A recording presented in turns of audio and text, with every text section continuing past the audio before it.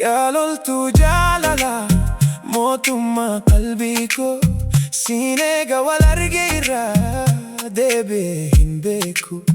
Yeroo ati na ilaalte garaan koo ni raafame.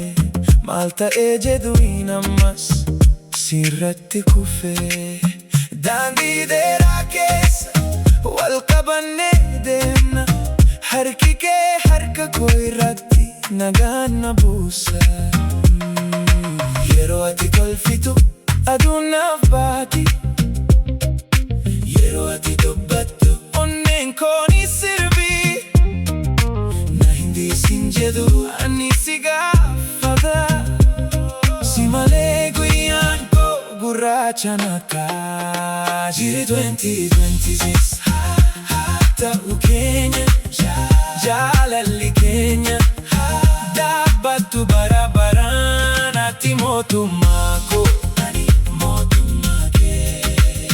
Ati mootummaa koo ani mootummaa kee. Akka gaaraa jabaatee jaalalli nu dhaabu qilleensa mara keessa maqaan kee na sooku.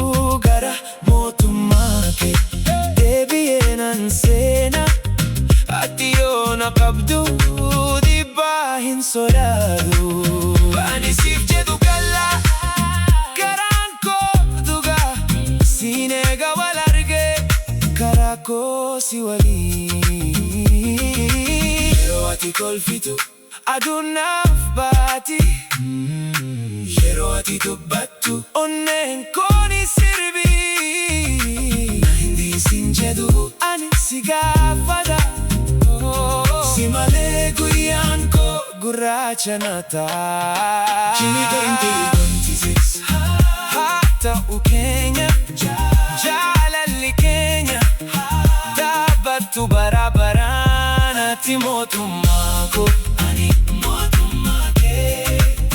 Ati mootummaa koo ani mootummaa kee.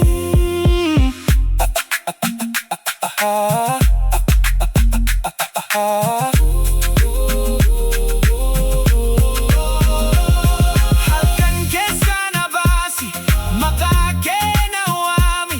Ansiif jira gubbaa qalbii kooti. Harka kee keessa nagaan argama. Daandii dheeraa kana si waliin nan ce'a.